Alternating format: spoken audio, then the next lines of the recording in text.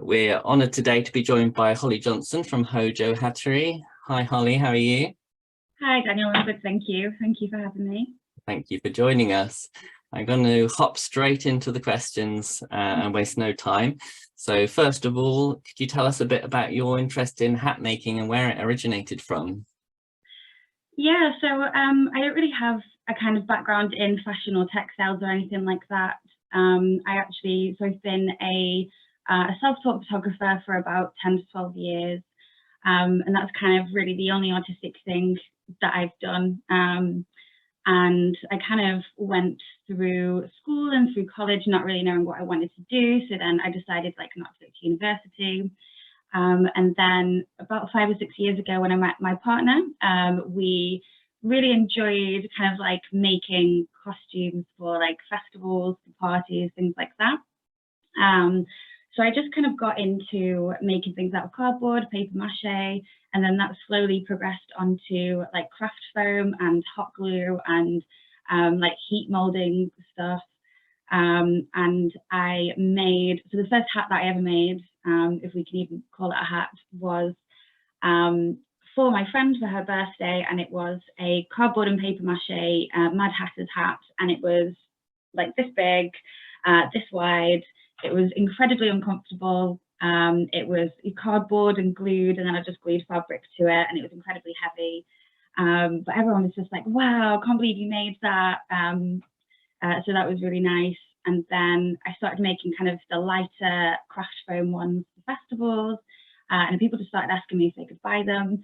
And I was like, no, because they're a mess. You could kind of feel all the hot glue in them and see the glue, and it was all just kind of bodged together. I didn't know what I was doing. So then I was just I just wanted to see how actual real hats were made. So I just kind of went on YouTube, went on Google, just Googled stuff, and I was introduced to felt hat making. Amazing. And has your friend still got that original Mad Hatter's hat?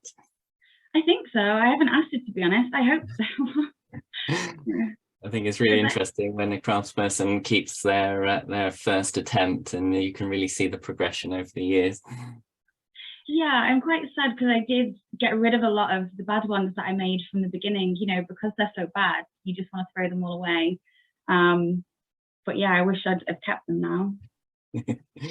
So going back to your experience of school then, do you feel that school kind of naturally led you to a career as a craftsperson, or do you feel you've got where you've got to in spite of the education system?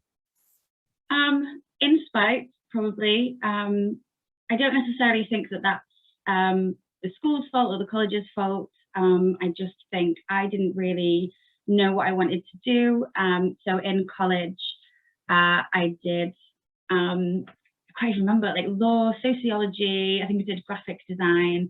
And all I was kind of told through the graphic design was that you can be a graphic designer. There wasn't really any options given to me for different artistic careers that I could get into. So I kind of quit towards the end of college because I really wasn't enjoying it. I didn't know what I wanted to do. I felt like they were pushing me to go to university. They literally would sit me down and go, you have to write your application for university. And if I'd have done that, I probably would have wasted a lot of time, a lot of money, got into debt and done something like law that I just wouldn't have enjoyed. So yeah, I think it all just came about from my own kind of experimentation, I guess. That was kind of very self-aware of you to not be pushed down a route that you wouldn't have enjoyed, I guess, looking back. But we find that often that any young person who displays any inclination towards anything creative gets funneled into very narrow channels, be it graphic design or fine art, and it's not necessarily for them. It's just the education system's natural path to push you down those very narrow paths. We're just about to start a project in West Cornwall at the moment, kind of finding those young people that have been pushed in a particular path that doesn't suit them and giving them the opportunity to try crafts on a taste level. We did it in West Somerset in 2017, and it resulted in one of the participants becoming an apprentice and now becoming a journeyman paper maker. And yeah, that's been really fantastic for them. I have actually had some people approach me. I haven't done it yet, but we're still kind of in conversation about it. Somebody who organises talks for primary schools, and they wanted me to kind of go to different primary schools and talk about hat making and just basically just show that there's so many other options than the kind of plain stuff that you're given when you're in school, and that you can make a career out of a creative art. That's brilliant. We're doing some work with Speakers for Schools at the moment, where we've done some online sessions for schools. But yeah, do let us know about that, because we'd be keen to link up with primary schools and provide some other craftspeople to put forward as well. Yeah, absolutely. So when you decided you wanted to become a hat maker, what were your options in terms of learning the skills?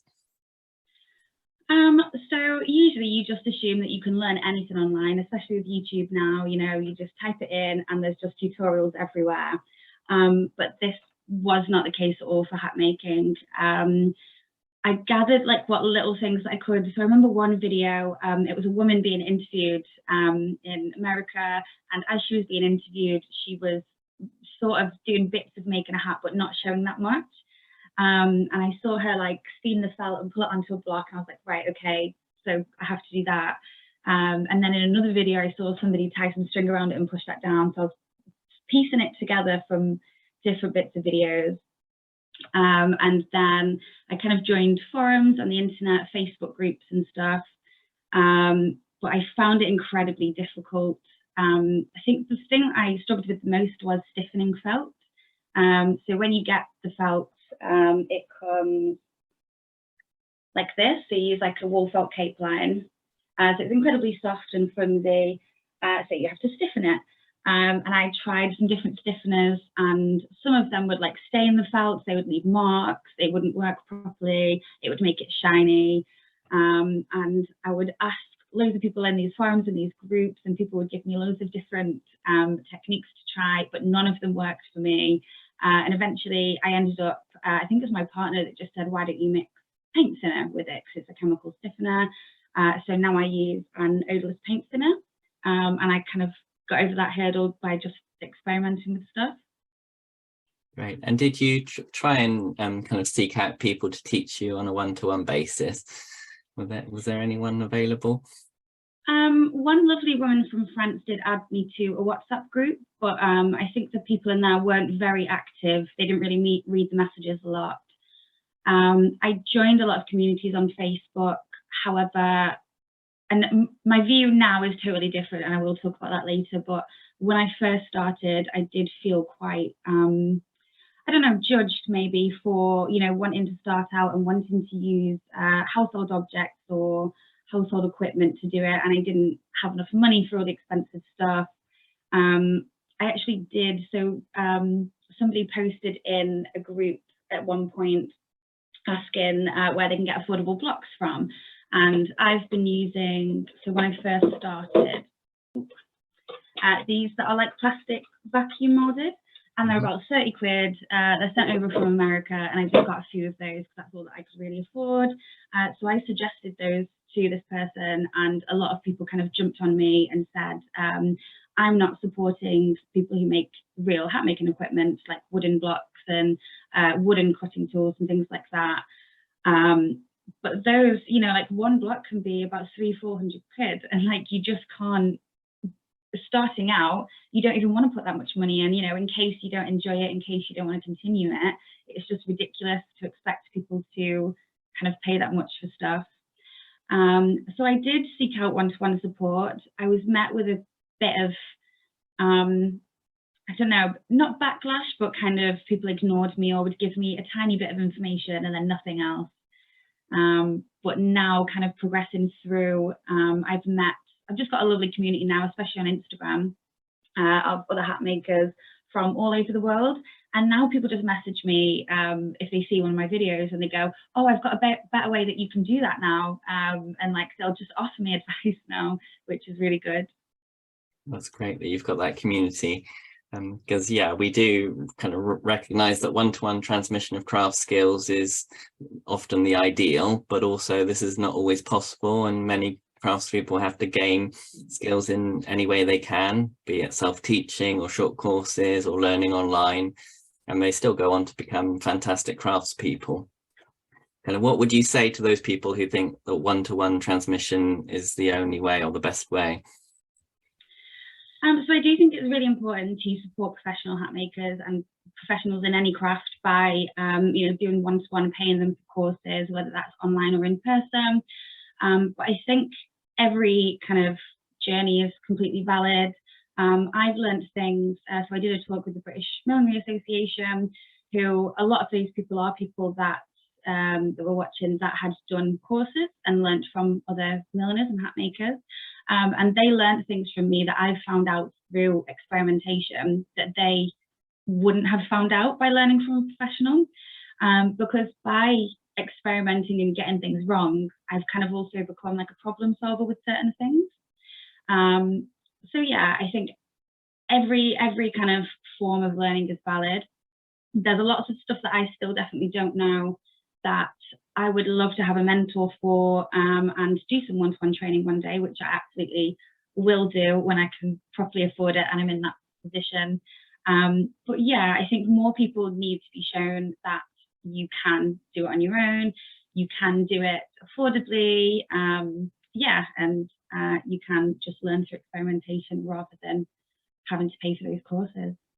Well, you're testament to that, producing some fantastic work, having come through the route that you have.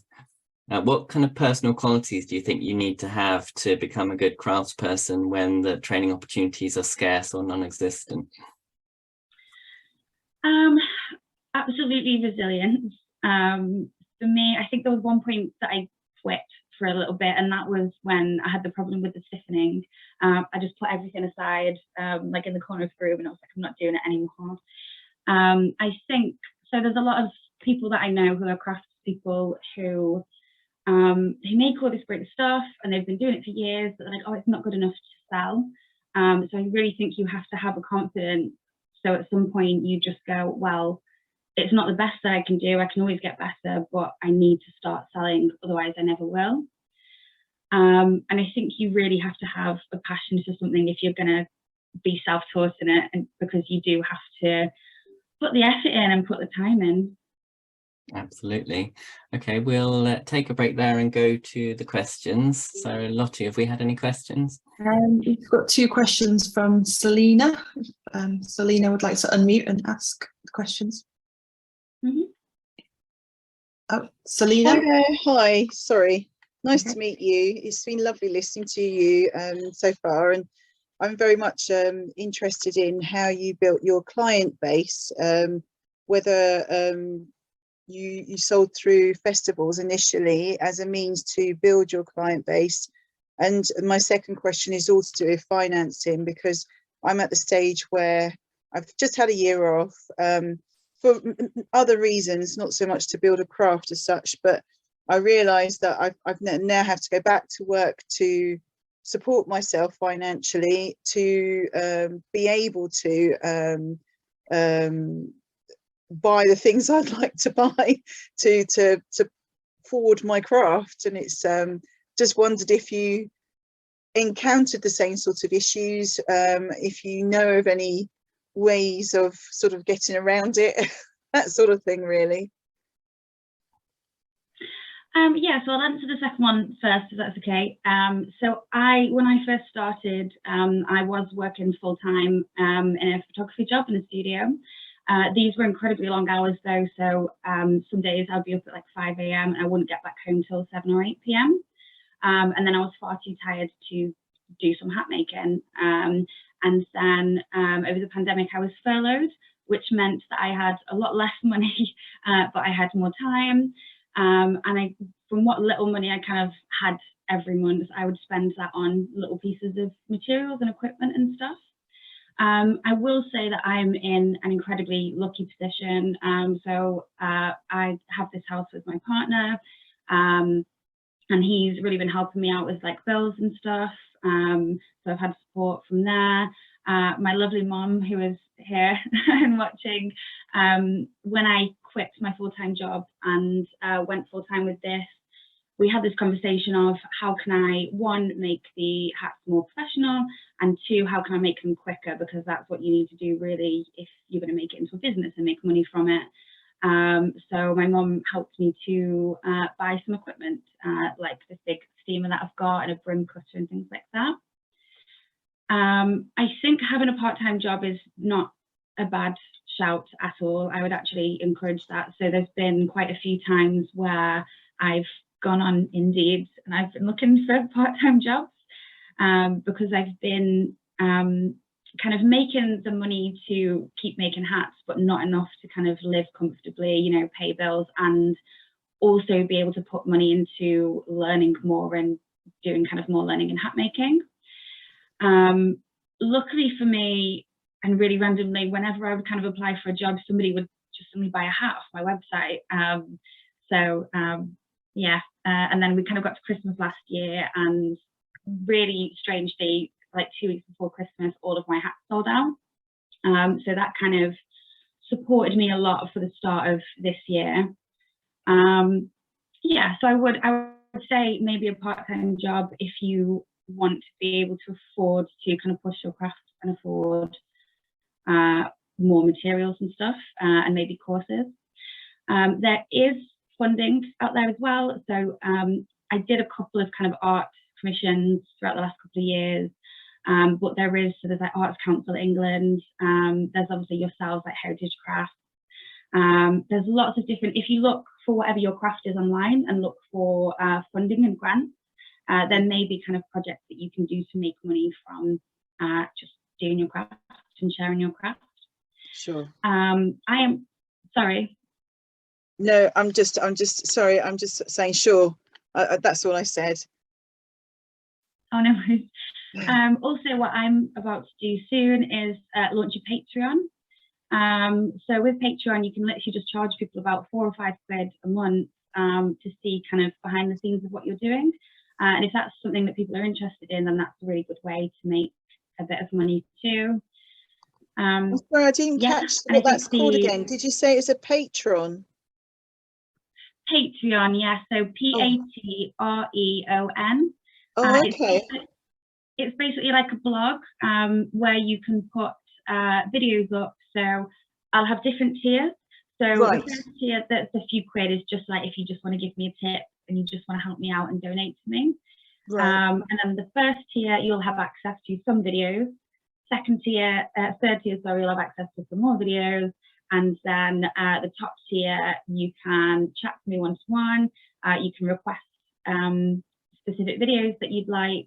You know, so I think the top tier is like £20 a month, Okay. which I think for a lot of people it's quite an affordable way to be able to learn hat making. Well, I hope so anyway. Okay, that's really fabulous. Thanks very much for answering those questions. And as far as your client base is concerned, did you start off initially at festivals? Yes, so I have never sold at festivals. I would love to in the future. Absolutely not, no. So I went to festivals and wore a couple of my the craft foam hats, but I never sold those. I never gave them to anyone else for festivals or anything like that. And then when I kind of really got deeply into learning hat making, it was the pandemic, so there wasn't any festivals. Okay. So all of my sales have been online. I've only ever done one makers market, which was a local one, and earlier this month I did like a hat making demonstration because I find that the price of my hats, people don't really tend to pay that much. Maybe at a festival they would, but not at kind of local craft markets. Sure. So yeah, online, Facebook is a really good one, so Facebook groups. So I think what a lot of people get stuck in is going into Facebook groups that do the same thing that they do. So for me, in hat making groups where people will see hats every day, so they're not going to buy your hat. So I think if you look at different groups, like artist groups, right. There's a lot of those I'm kind of part of where I share my hats and I get some sales through there.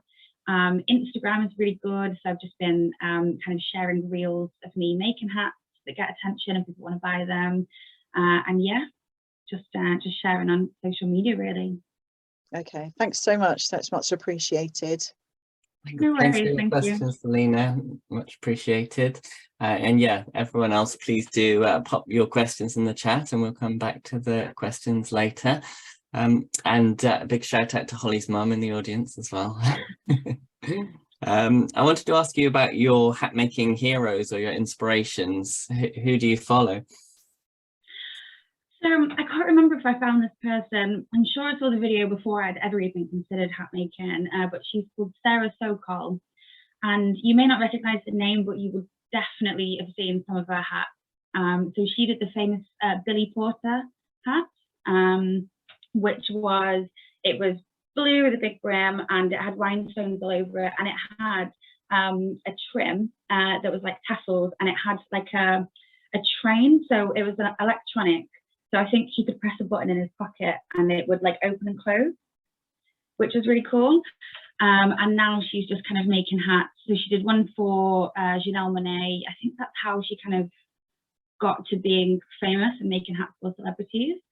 So she made this one for Janelle Monáe for, I think it was for the Met Gala. And it was basically just, I think, 4 or 5 hats just on top of each other. Which is such a simple idea, but it was so beautifully executed. Yeah, and just all the stuff that she does is really fun. So now she does hats like Beyonce, which is the dream, obviously. And a lot of the stuff she does is with kind of craft foam and stuff that I started out with. So seeing that has really made me kind of want to go back and revisit my past processes. But yeah, she's a real hero for sure, because all of her stuff it's really fun. It's always really different. I think she just gets given, kind of similarly to what I do, which is mainly commission work, just gets given ideas and then just goes wild with it. Great. And has any of her work kind of influenced what you've tried or anything you've done? Not really, to be honest. I think my work's kind of developed mostly through commission work. So obviously, because I need money to, well, eat and pay bills and carry on doing the craft, a lot of the work that I do is commissioned. So that's, you know, other people give me their ideas. But that kind of taught me kind of different techniques, because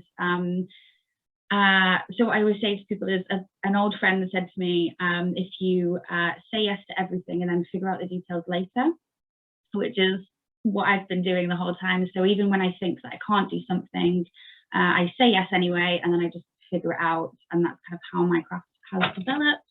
And I think that's how my styles and my designs have developed also. Brilliant. So I was wondering if you could tell us a bit about your processes and maybe show us a hat and go through some of the stages with us. Yeah, so I showed you, so these are like the wool felt cake lines. It is wool felt mainly that I use at the moment. You can get kind of fur felts and stuff, but working with them is completely different. So at the moment I'm kind of sticking to one and getting all my experience in that first. So I hand stiffen them. I actually use a straw stiffener because I found out when one of the stockists didn't have any felt stiffener that the ingredients are actually the same in both, but straw stiffener is stronger. So it means that I have to buy less of it. So that's always good. I mix that with this Bob Ross odorless thinner, which I explained before. I was getting loads of marks when I was stiffening my hats before. So with the thinner, it now works in a lot better, and I use like a normal kind of house painting brush to kind of rub that into the felt. I then do something, so hat makers steam the cake lines and then pull it onto a block. And something that I do that I haven't seen any of the hat makers do, but I've just learned from experience that is better for me, is I use water, and I mix the water with it's zero perfume and zero dye, like fairy liquids, just dish soap, because felt cake lines can be quite hydrophobic. So if you try and get them wet, the water just rolls off rather than absorbing it. But with the soap, it absorbs better. So I wet them and then I steam them because it makes them a lot more like malleable, and you can pull them easier. It does also mean that they rip easier. So you do kind of have to get used to the feel of them. So yeah, I wet them, I steam them, I pour them onto a block. So I showed you the kind of these vacuum molded ones that I bought at the beginning, which are already kind of shaped into like that fedora style. This is one that was kind of a dome shape that I formed on top of it with clay, and then just put gaffer tape over the top, because obviously when you don't have a lot of money, you have to be inventive. Yeah, so I had those, and then luckily an old friend of mine gifted me this wooden hat block. And what you can do with dome, so I can pull it onto this, and then after it's dry, so I just put it in front of the heater to dry, and then I'll iron out the brim. And then if I kind of, so it'll be a dome shape, and then if I push in with this from the top and then push back up from the bottom, and then use my hands to kind of tease the front of it into a fedora shape, that's kind of how I make my fedora styles now, rather than the fedora shaped molds. So all of these are pretty much hand shaped, and I've also been doing a lot of dyeing myself as well. So those white felts that I've got, this one was one of those, and what I did with this one was an ice dye. So I think I was telling you earlier, wasn't I, about my ice dye contraption, which I can't bring on to show because it's just too big. It was a big green crate with like bin bags all inside the bottom, and another crate on top, and then a smaller crate inside to put the felt in. And I kind of wrapped it up like a tie-dye kind of pattern, and put all my powder dyes on it, and then ice on top, and then you leave it and you let the ice kind of filter through and melt. And then I got this lovely kind of effect. And then underneath, so what I do that kind of not a lot of hat makers really do is I draw my designs on and then I burn them in. So you can't really see, but it has this lovely texture when it's burned in. So I call it a pyrography pen, but it's like a soldering iron or a wood burning pen. So I just go over, and there's loads of videos of this on my pages if anybody wanted to see. And then I kind of infill with paint. Yeah, and then the last things are all the kind of little embellishments, like the inner bands, outer bands, which are always kind of different depending what kind of hat I'm making. And then I seal them with like a hydrophobic spray. So I just spray that on and then dab the excess off, and it kind of makes them just a bit more weatherproof. Brilliant. Yeah, so it's got kind of a natural hydrophobic quality, but you enhance that with the spray. Yeah.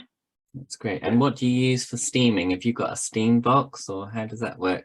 I do. So this is what my mum bought me when I quit my full-time job to do hat making full-time, and it's heavy. So this is my industrial steamer. It's kind of like this barrel that you fill with water on top, and then the hot steam comes out of here. So then I just kind of put the felt on like that and let that steam, and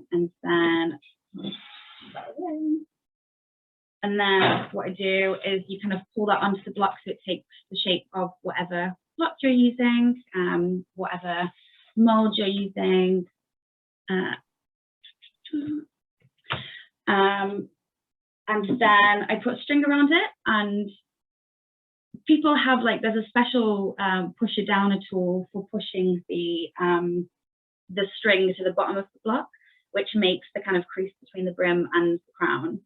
But I use a wooden spatula because that's what I started using when I didn't have any equipment, and that is still what I use now. So, because it works, it does the job, and I think you don't necessarily need to buy everything, just buy the things that you need when you need them. Yeah. Great. So if anyone's got any questions about Holly's processes, please pop them in the chat and we'll come back to them. I was going to ask about the kind of commissioning process. What's the balance between somebody being very directive in what they want and you having your kind of artistic input as well? How does that work, or is it different in every case? there's some different options really. There's different types of people. There's some people who just go, I've got kind of an idea, but you do whatever you want with it. I completely trust you, and I love that. However, that can be also nerve-wracking in case they just don't like what you make. The opposite of that, which is people who are, you know, they know exactly what they want and how they want it. And that's absolutely fine too. But I do say to people, you know, I need to have some kind of artistic control over this, but I'll run through that with them. So my kind of interaction with customers is very relaxed.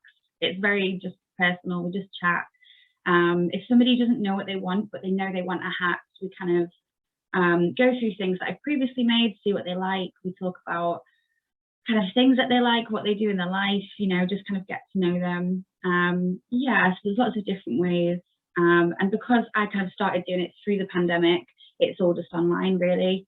Now and again, with some people, we'll do phone calls because it's just easier, you know, than going back and forth and messaging. And now and again, I have done Zoom calls as well. One of the hardest things with hat making is getting people's head size when you're not with them physically. And a lot of people, they think that they've done it right, but they won't have done it right. So with a lot of that now, I get them to take a video or photos or just go on Zoom just so I can make sure that that's correct. Great. And I hadn't prepared this question, but I wanted to ask you about pricing. How do you go about setting the price for things? And has that been kind of, were you on top of that from the beginning, or has it been a process of developing your pricing? That's actually a really good question, because I would give the advice to everybody now to charge what you are worth. Always charge what you're worth, and always take a deposit as well. It was an entire process for me. It was really difficult. When I started making them, I was actually losing money. I think I was selling them for like 50 quid, and the cape lines were about 15, 20 quid, and then the stiffener's about like 30, 40 quid a bottle, and then the equipment and your bills and everything. So I was definitely losing money. But I think you just have to get through that bit at the beginning where you just start selling your hats, and realize that those people aren't going to go, this is awful, you know, it's not worth this amount. And nobody ever told me, as I kept putting my prices up, nobody ever told me this is too much for that. And in fact, I was getting the opposite. I was getting people going, oh wow, oh my god, well, I'm going to buy 3 from you because they're so cheap, like compared to other hat makers. So I have with experience and with kind of more knowledge. So I did a one-day kind of Prince's Trust course just to get some information on pricing. So now I can kind of break down all the materials that I use, how much I charge for my time making them, which with kind of what it's called, Artist Network, I think, online, they have great guidelines for artists on how much you should be charging for your time. So I kind of try and go by that now, which goes up with your experience. So yeah, that was a full process of getting the confidence, I think, to put our prices up and charge what they're worth.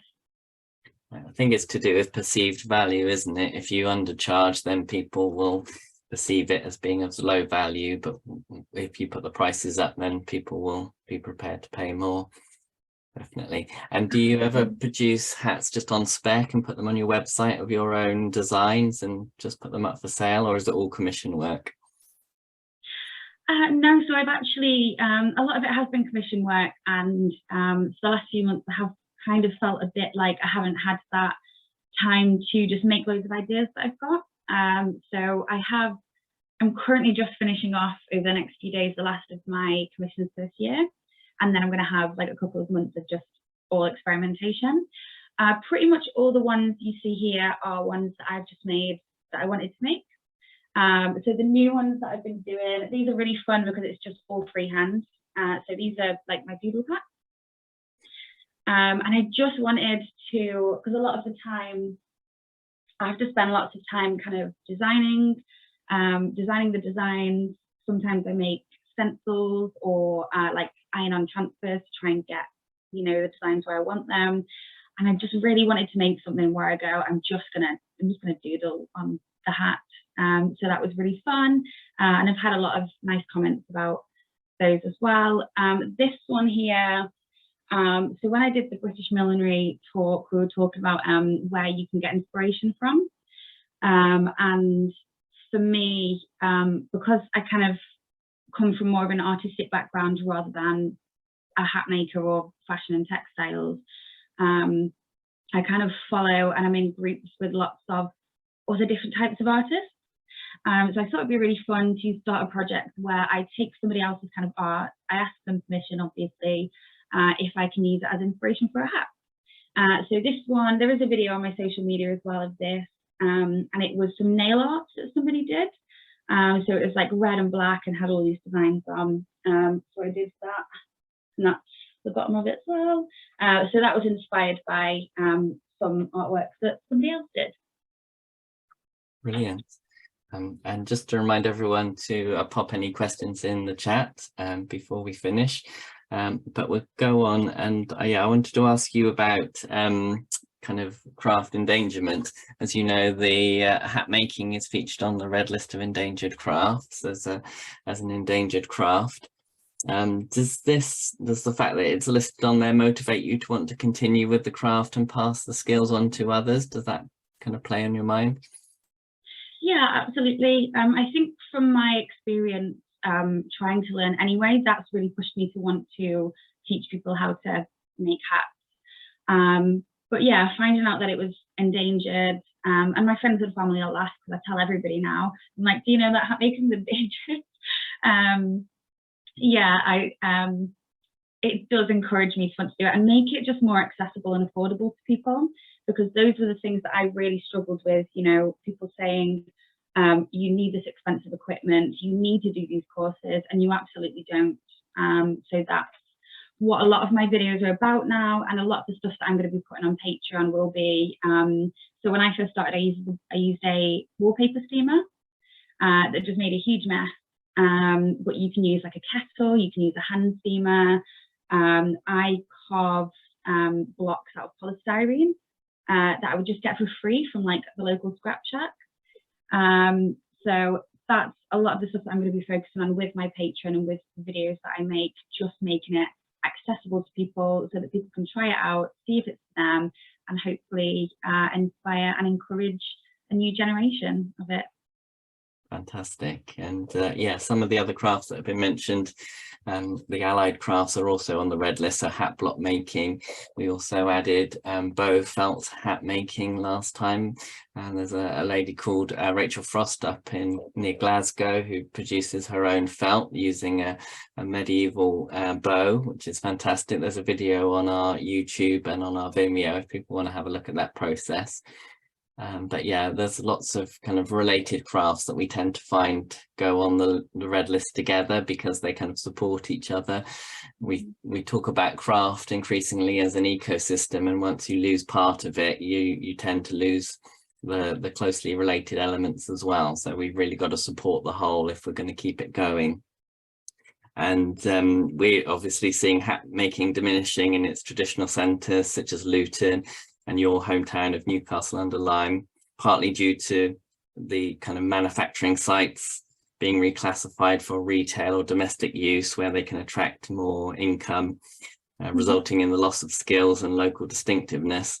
I think you did an artist residency where you asked the people of Newcastle to let you know their connections with hat making in the town. How did that go? I did. So it was with a local organisation called Appetite, and they were about to just open up 2 buildings in Newcastle, right in the town centre, that were going to be kind of, well, that are now artistic kind of community hubs and do workshops and exhibitions and all sorts of things. And they wanted to kind of get those buildings to connect with Newcastle town and the people of Newcastle. So they just put this commission out for people to apply for. And it was all about kind of, you know, researching things to do in Newcastle and also providing something to do in the building. So this thing that I applied for, it came from people just kept saying to me when I was making the hats, did you know that this was like, they used to do this in Newcastle, those hat shops in Newcastle and felt makers in Newcastle, and I never knew this. So I applied for that, I got that commission, and it was going to be, so the thing that I love about hat shops, especially when you like go on holiday and in other countries, you have the hat maker working in the hat shop, and then, you know, they'll display all the hats and they'll be there working so you can see them work. And that was what I applied to do, and to speak to people and research, not just about Newcastle town, but about like what hats their family used to wear, get some photos, get information, were any of their ancestors hat makers or milliners. However, we went straight back into lockdown in January when that begun, so that ended up having to be all just via video. And it was incredibly difficult because a lot of the people who have those memories are, you know, the elderly community, and trying to communicate with them online is not easy. And a lot of them just don't have access to it. So that it was quite difficult getting that information. Brampton Museum, which is our local museum, they helped me a lot, sent me loads of photos. So I did, so lots of people sent me photos in, and then the idea was that I would remake 3 hats inspired by those. So the first one was the town crier, which was Frank Shufflebottom, his name was, and he's very famous in Newcastle, and he wore like a tricorn hat. So I made this one, which is inspired, that was inspired by his, and I actually designed this myself, and got somebody to kind of draw over it and put it all together in a way that wasn't messy, and then some friends embroidered it for me on their embroidery machine. But yeah, that was a recreation of a town crier hat. Oh, and what was really cool about that one, I did an exhibition at Brampton Museum as well, and they had actual Frank Shufflebottom's hats. So we displayed them in cases like next to each other, which was really nice. He had a real rabbit's paw on his though, which I didn't use on mine. That's an amazing piece of heraldry on the front of that. That's impressive, the crest that you've created. Thank you. And another one was, I saw all these photos from really old Edwardian weddings, and there was one from an Edwardian wedding in Newcastle, and all the women wore these incredibly just hats like this big, with just loads of flowers all over, loads like veils and all sorts, and they were crazy. So I made this one. Wow. So it's got a nice big brim. Obviously I've used fake flowers for obvious reasons, lots of like kind of mesh and tulle. And obviously all of the images that I got were black and white because they were so old. So I had to kind of research what kind of colours women would tend to wear at that time. And then I wanted to get information. The most information that I got was about, and what I like to talk about is why people thought hat making had kind of declined. And why hat shops closed, because it was very prevalent in like the 17th and 18th century in Newcastle, and then it just, you know, completely disappeared. And I think they were manufacturing felts in Newcastle and then sending them over to London to finish them. And there was lots of different reasons I got from people that were really interesting. So cars were a big one. So people owning cars and not being able to get into cars with hats on, you know, like big top hats or wide brims, so people just stopped wearing those. One interesting one was after the Second World War, some people, they found that it triggered people's trauma wearing a hat because they would wear hats when they were in the war. There's the whole thing with feathers, so people didn't realize that people were actually killing birds to get the feathers to make the hats. To put on hats, and then when people found out about that, there was an activist, I can't remember what her name was, but there's a book about it that I have, who basically just went around telling everybody that they're killing the birds, you know, to get these feathers. So everyone just kind of stopped buying those kind of hats. Yeah, it's really fascinating. We did a project in Coventry earlier in the year, and it was all about kind of reconnecting young people with their locality that they may become alienated from if it's kind of a post-industrial town, and maybe they don't feel connected to their place in a way that maybe previous generations did. And it was all about looking at those kind of family connections to different craft industries and looking at how making in that place is continued, maybe not in the same form, maybe completely different craft disciplines or different trades, but there's still a thread of making going through those communities and trying to kind of re-engage young people thinking of their place as a place of making. I think it's really important. Absolutely. And when I do things, so I did the hat making demonstration at the beginning of the month, and people will come up to you saying, my grandma used to be a milliner, this is incredible, I haven't seen this, you know, around here. And that's always been really lovely, and people just keep sharing information with me, and it does make you feel more connected, like, to your community and where you live. And it makes me proud to think that, you know, I'm continuing or bringing back the things that we were known for. Brilliant. We definitely like to hear about the outcomes of that project and be happy to share any outcomes that you've produced, definitely. I was just going to say as well, I actually found out the other day from speaking to my grandma. So my grandma's great-grandma, I think it was actually a milliner. Brilliant. And I only found this out because, you know, I was chatting to my grandma about hat making and showing her my hats. But she was a milliner in Sandbach, so that's pretty cool. Brilliant. Yeah, it's really exciting to find those family connections. I've done a bit of family history and I've got various trades and 3 generations of rope makers. So yeah, definitely look into that craft one day. Brilliant. Okay, we'll take a break in the questions then and go back to the chat. Lottie, have we got any more questions? Yes, we've had one come from Lee. If you'd like to unmute Lee and ask the question. Hi, I'm a huge fan of your witch hats, and I just wondered what you might think of, like, adding to a hat other than fabric, like any kind of metal work or any other things you've had ideas of to sort of add to your hats in general.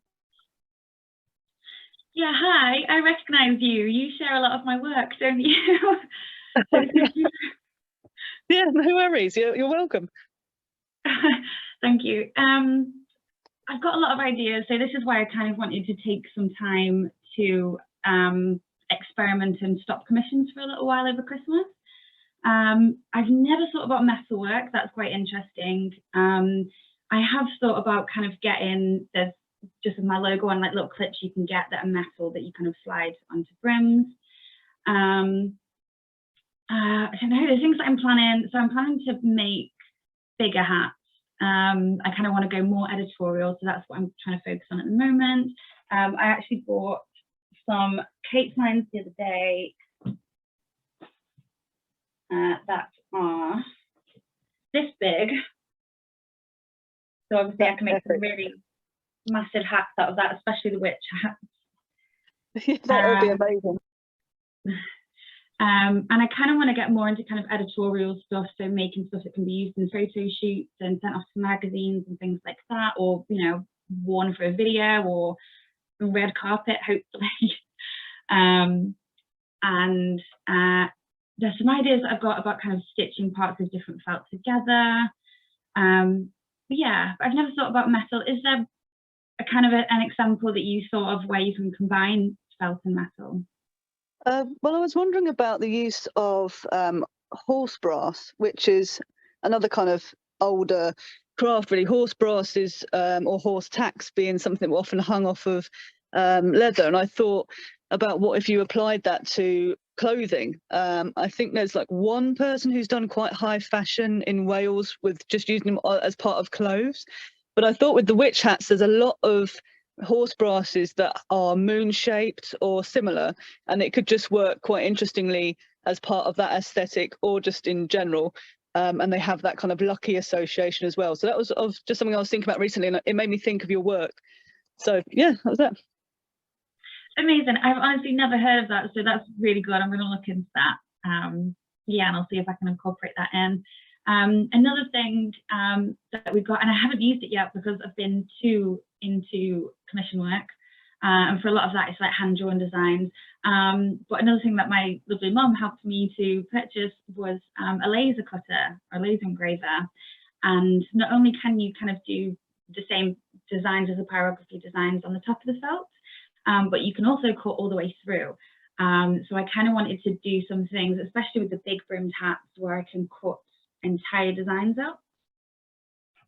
Yeah, that sounds amazing. Yeah, I love that idea, especially with sort of, I know you've done some custom work and just like with your kind of floral leaf patterns. I think that could look really epic with like the light shining through it. And yeah, that sounds really awesome. Thank you.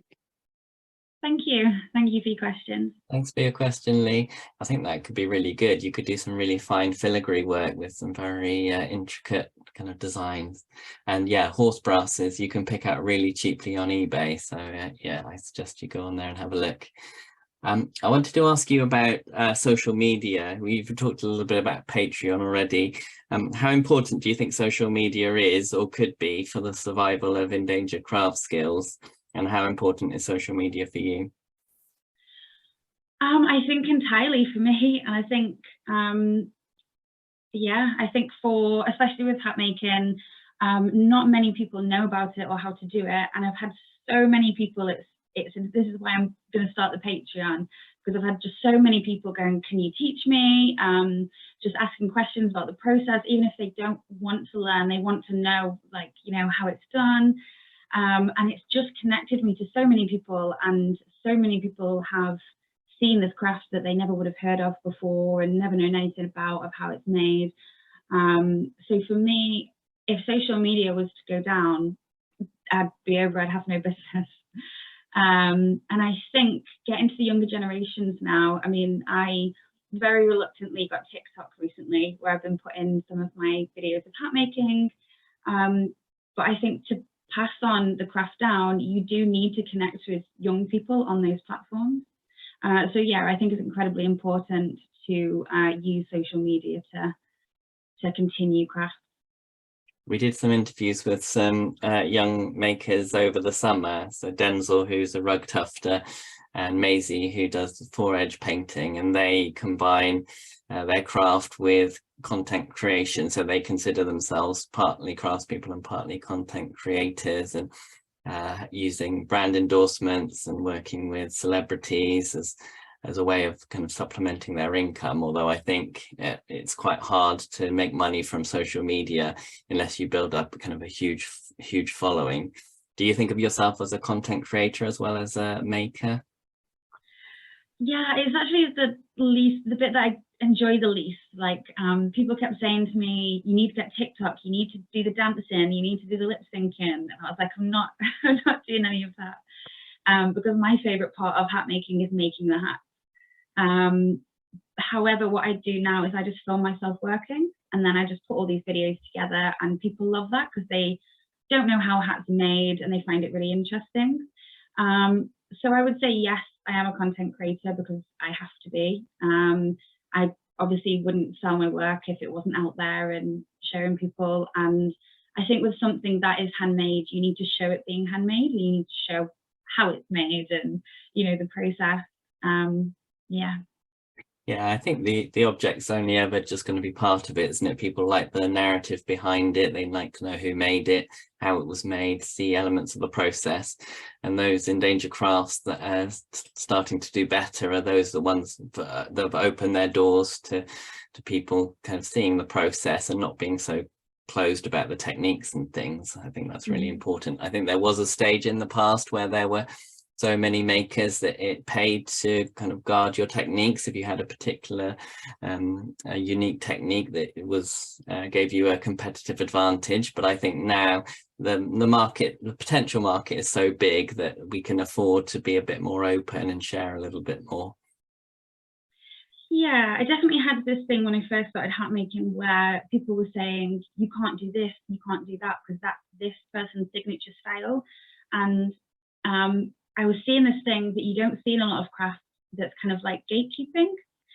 You know, like somebody would make, so I've done some kind of heart-shaped crowns, and, you know, there was somebody like, that's my signature style, you can't do that. But I came across that in my own experimentation. And I think it's kind of creating this environment where people are scared to try new things in case somebody's done it before. Whereas if we want to continue the craft and we want the craft to get better and, you know, has to be changing. So like with Sarah So-Called, doing the things that are, you know, they have electronics in them and things like that. If we want it to progress and get better, we need to be able to build on what each other are doing. And nothing is ever completely original, you know, because I didn't invent hat making. You know, you have to watch people's hat making to pick it up. And, you know, I saw somebody doing pyrography, so I tried pyrography. And there's lots of stuff that I do that a lot of other hat makers don't do that I've learned myself. And I never mind if people want to try those things as long as they don't just, you know, outright copy something that I've done. Yeah, there's definitely issues about intellectual property and designs and things, but in terms of techniques, there's bound to be kind of sharing and inspiration. I think that's always been the case. It's necessary that that continues. We're coming up to an hour now, and I'm just going to, before I ask you the last question, I'm just going to spotlight myself and just say thank you everyone for attending. If you're not already, please do consider becoming a member of Heritage Crafts. It's relatively inexpensive at £20 a year, and you get various benefits like a monthly newsletter and reduced prices for our events and things. And the address for that is on screen. We've also got the address there if you wanted to donate a little bit more. We are a charity, we don't get any public funding, so we rely on people like you and trusts and foundations in order to continue.